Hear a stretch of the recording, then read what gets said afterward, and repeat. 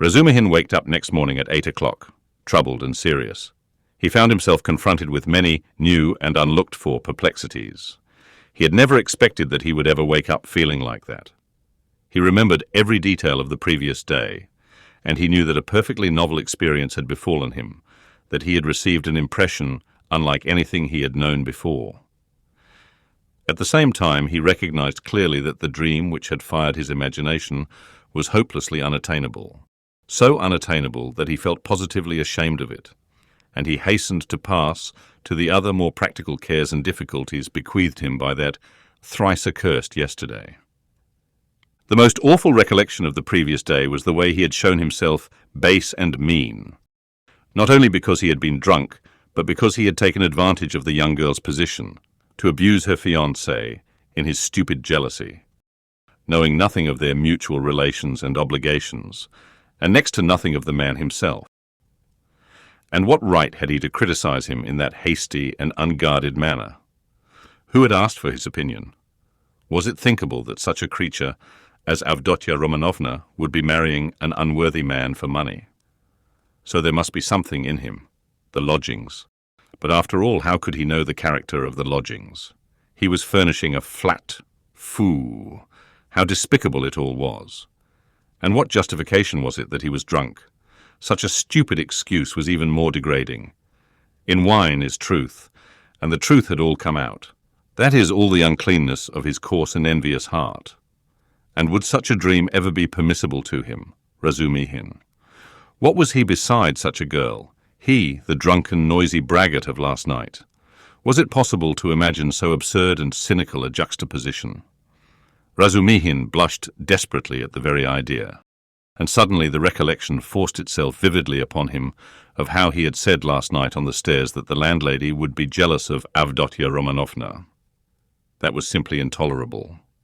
He brought his fist down heavily on the kitchen stove, hurt his hand and sent one of the bricks flying. Of course, he muttered to himself a minute later with a feeling of self-abasement. Of course all these infamies can never be wiped out or smoothed over. And so it's useless even to think of it, and I must go to them in silence and do my duty. In silence too, and not ask forgiveness and say nothing, for all is lost now. And yet as he dressed, he examined his attire more carefully than usual. He hadn't another suit. If he had had, perhaps he wouldn't have put it on. I would have made a point of not putting it on. But in any case he could not remain a cynic and a dirty sloven. He had no right to offend the feelings of others, especially when they were in need of his assistance and asking him to see them. He brushed his clothes carefully. His linen was always decent. In that respect, he was especially clean. He washed that morning scrupulously. He got some soap from Nastasia. He washed his hair, his neck, and especially his hands. When it came to the question whether to shave his stubbly chin or not, Praskovya Pavlovna had capital razors that had been left by her late husband. The question was angrily answered in the negative. Let it stay as it is. What if they think that I shaved on purpose to... They certainly would think so. Not on any account. And the worst of it was he was so coarse, so dirty, he had the manners of a pothouse, and even admitting that he knew he had some of the essentials of a gentleman. What was there in that to be proud of? Everyone ought to be a gentleman, and more than that. And all the same, he remembered, he too had done little things. Not exactly dishonest, and yet... And what thoughts he sometimes had. And to set all that beside Avdotia Romanovna. Confound it! So be it.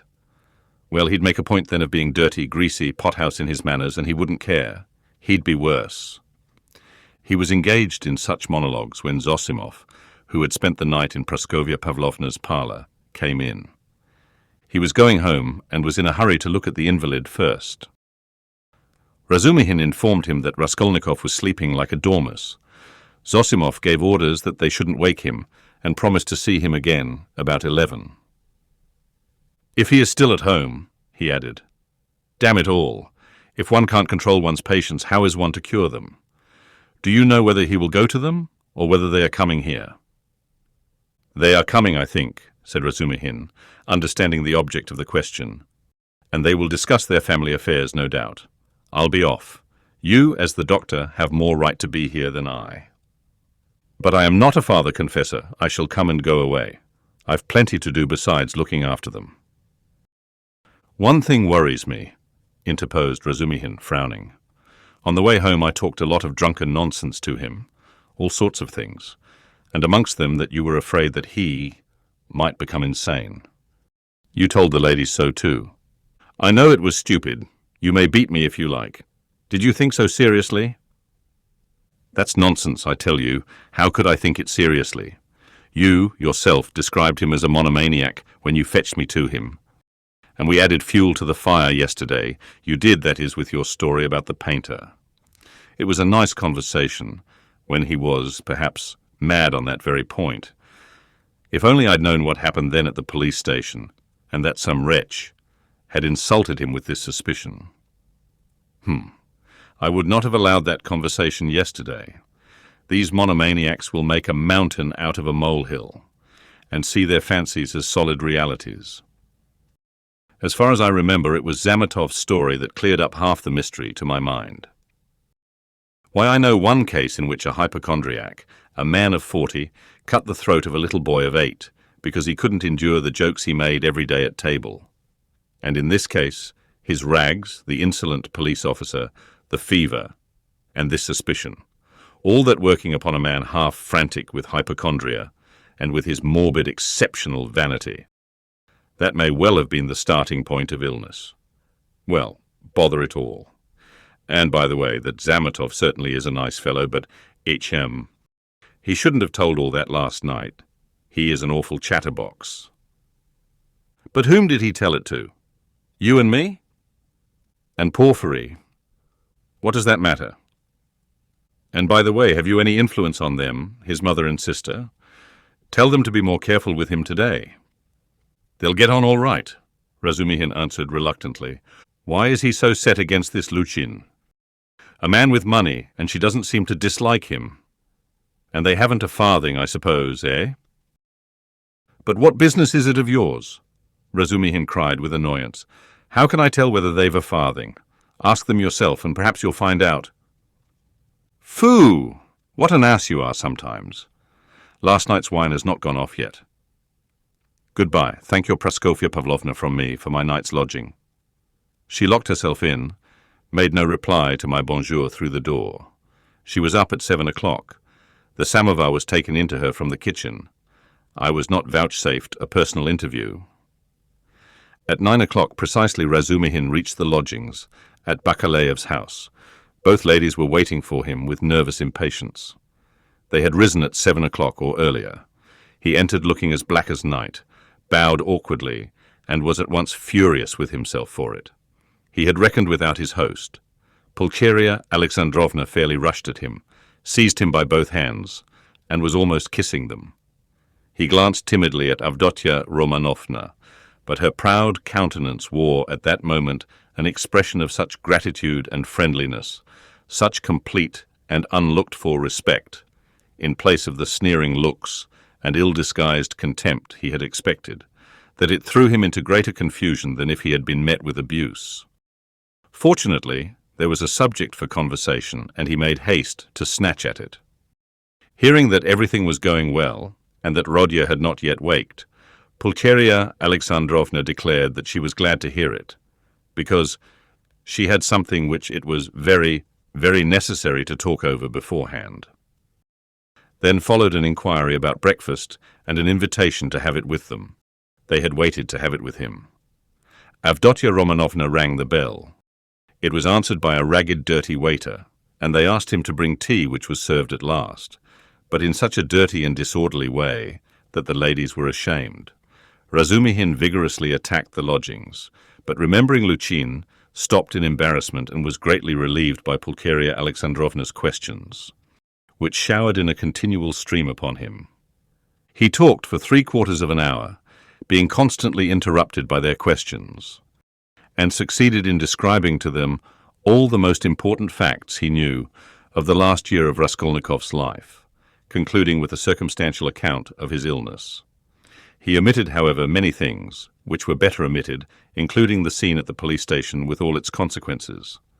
They listened eagerly to his story, and when he thought he had finished and satisfied his listeners, he found that they considered he had hardly begun.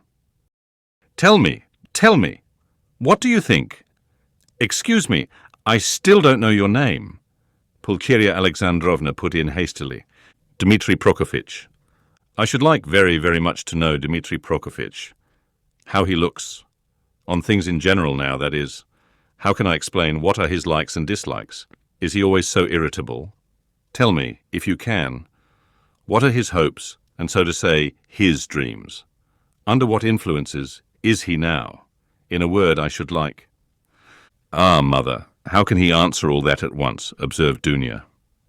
Good heavens, I had not expected to find him in the least like this, Dmitri Prokofitch. Naturally, answered Razumihin. I have no mother, but my uncle comes every year, and almost every time he can scarcely recognize me, even in appearance, though he is a clever man. And your 3 years' separation means a great deal. What am I to tell you? I have known Rodion for a year and a half. He is morose, gloomy, proud and haughty, and of late, and perhaps for a long time before, he has been suspicious and fanciful.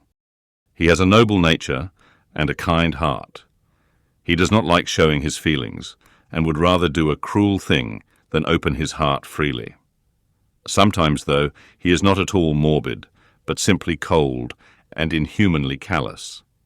It's as though he were alternating between two characters. Sometimes he is fearfully reserved. He says he is so busy that everything is a hindrance, and yet he lies in bed, doing nothing. He doesn't jeer at things, not because he hasn't the wit, but as though he hadn't time to waste on such trifles. He never listens to what is said to him. He is never interested in what interests other people at any given moment. He thinks very highly of himself, and perhaps he is right. Well, what more? I think your arrival will have a most beneficial influence upon him. God grant it may, cried Pulcheria Alexandrovna, distressed by Razumihin's account of her Rodya. And Razumihin ventured to look more boldly at Avdotya Romanovna at last. He glanced at her often while he was talking, but only for a moment, and looked away again at once. Avdotya Romanovna sat at the table, listening attentively, then got up again, and began walking to and fro with her arms folded and her lips compressed, occasionally putting in a question, without stopping her walk. She had the same habit of not listening to what was said. She was wearing a dress of thin dark stuff, and she had a white transparent scarf round her neck. Razumihin soon detected signs of extreme poverty in their belongings. Had Avdotya Romanovna been dressed like a queen, he felt that he would not be afraid of her, but perhaps just because she was poorly dressed, and that he noticed all the misery of her surroundings. His heart was filled with dread, and he began to be afraid of every word he uttered, every gesture he made, which was very trying for a man who already felt diffident. You've told us a great deal that is interesting about my brother's character, and have told it impartially. I am glad. I thought that you were too uncritically devoted to him, observed Avdotya Romanovna with a smile. I think you are right that he needs a woman's care, she added thoughtfully. I didn't say so, but I dare say you are right, only... What? He loves no one, and perhaps he never will. Razumihin declared decisively. You mean he is not capable of love? Do you know, Avdotya Romanovna, you are awfully like your brother, in everything indeed, he blurted out suddenly to his own surprise, but remembering at once what he had just before said of her brother, he turned as red as a crab and was overcome with confusion. Avdotya Romanovna couldn't help laughing when she looked at him. You may both be mistaken about Rodya, Pulcheria Alexandrovna remarked, slightly piqued. I am not talking of our present difficulty, Dounia. What Pyotr Petrovitch writes in this letter, and what you and I have supposed may be mistaken. But you can't imagine, Dmitri Prokofitch, how moody and, so to say, capricious he is. I never could depend on what he would do when he was only 15, and I am sure that he might do something now that nobody else would think of doing. Well, for instance, do you know how a year and a half ago he astounded me, and gave me a shock that nearly killed me, when he had the idea of marrying that girl, what was her name, his landlady's daughter. Did you hear about that affair? asked Avdotya Romanovna. Do you suppose? Pulcheria Alexandrovna continued warmly. Do you suppose that my tears, my entreaties, my illness, my possible death from grief, our poverty, would have made him pause? No, he would calmly have disregarded all obstacles. And yet it isn't that he doesn't love us.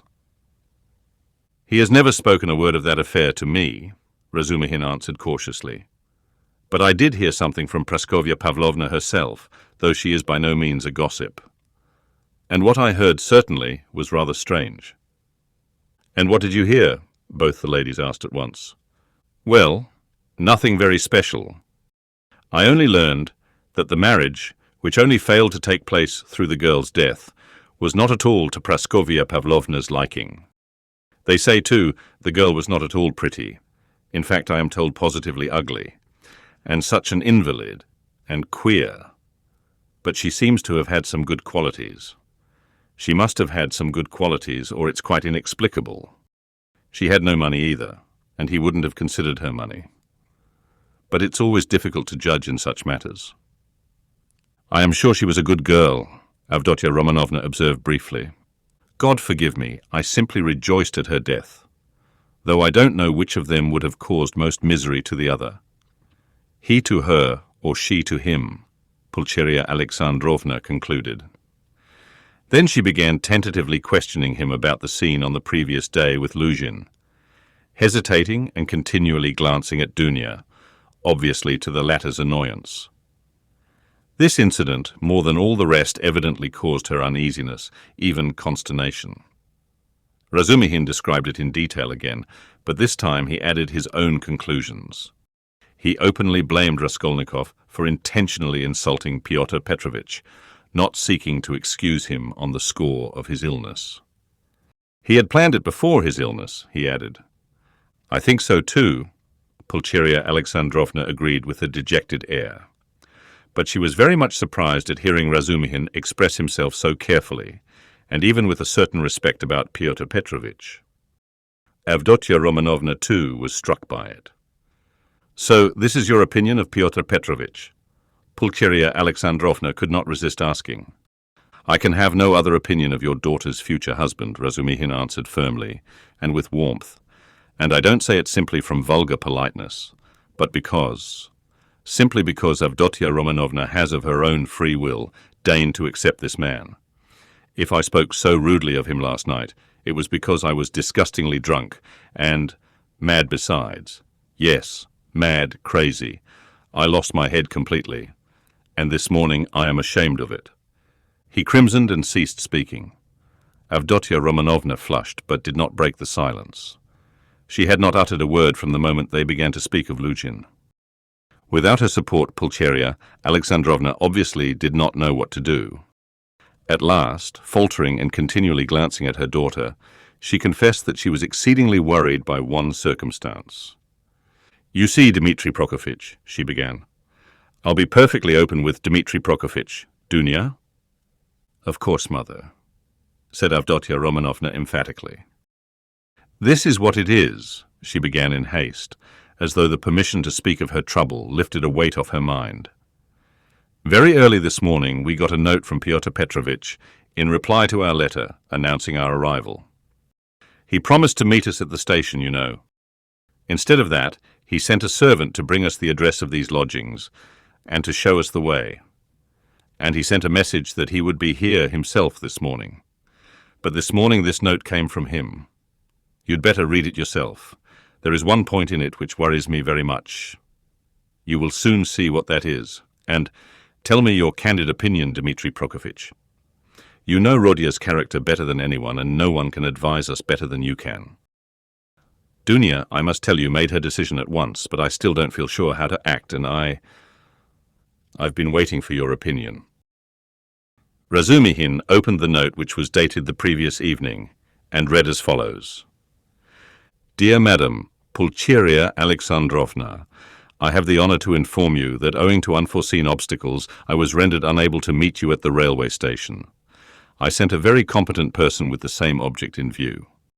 I likewise shall be deprived of the honour of an interview with you tomorrow morning by business in the Senate, that does not admit of delay, and also that I may not intrude on your family circle while you are meeting your son, and Avdotia Romanovna, her brother.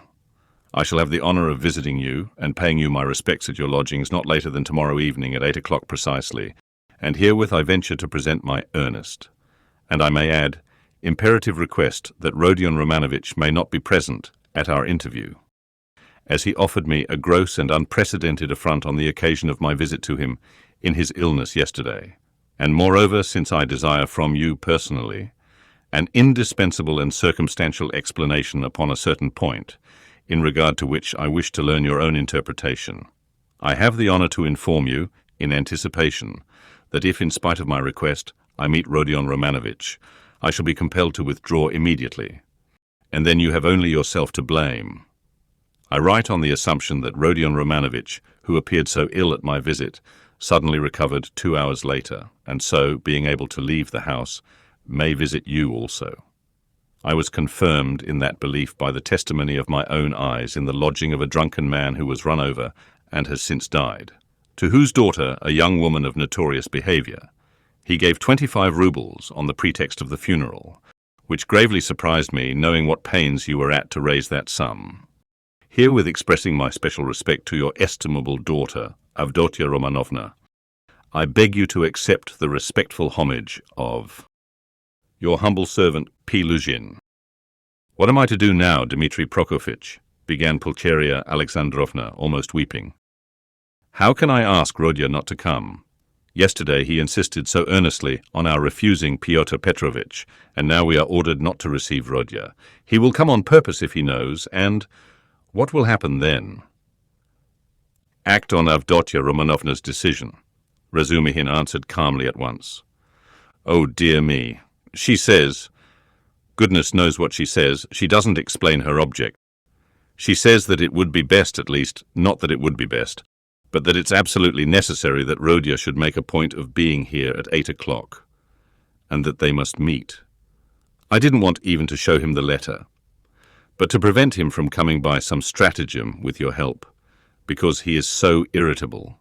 Besides, I don't understand about that drunkard who died and that daughter, and how he could have given the daughter all the money, which cost you such sacrifice, mother, put in Avdotia Romanovna. He was not himself yesterday, Razumihin said thoughtfully. If you only knew what he was up to in a restaurant yesterday, though there was sense in it too. He did say something, as we were going home yesterday evening, about a dead man and a girl, but I didn't understand a word. But last night, I myself. The best thing, mother, will be for us to go to him ourselves, and there I assure you we shall see at once what's to be done. Besides, it's getting late. Good heavens, it's past 10, she cried, looking at a splendid gold-enamelled watch which hung round her neck on a thin Venetian chain, and looked entirely out of keeping with the rest of her dress. A present from her fiancé, thought Razumihin.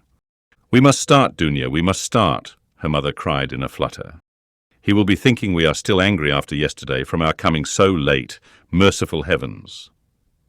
While she said this, she was hurriedly putting on her hat and mantle.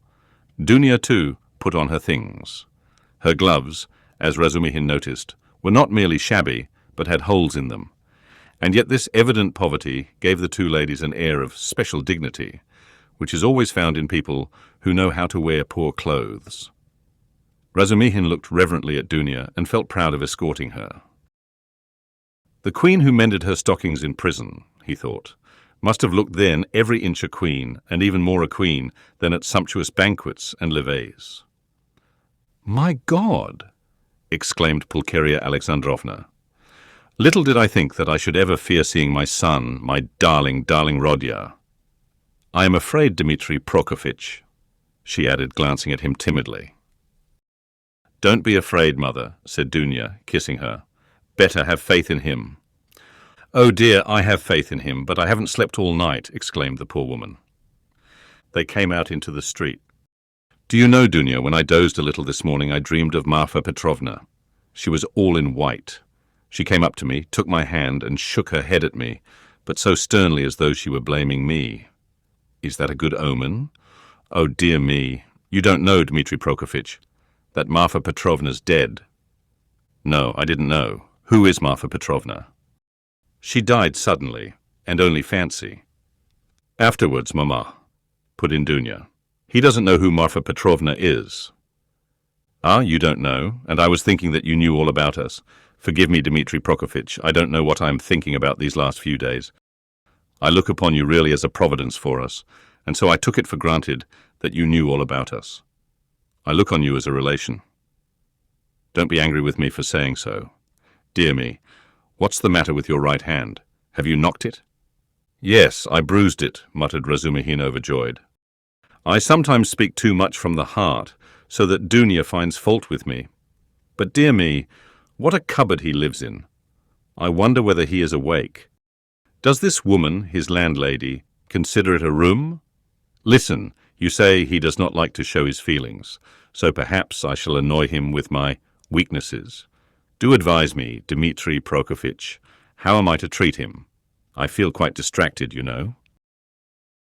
Don't question him too much about anything if you see him frown. Don't ask him too much about his health. He doesn't like that. Ah, Dmitri Prokofitch, how hard it is to be a mother. But here are the stairs. What an awful staircase.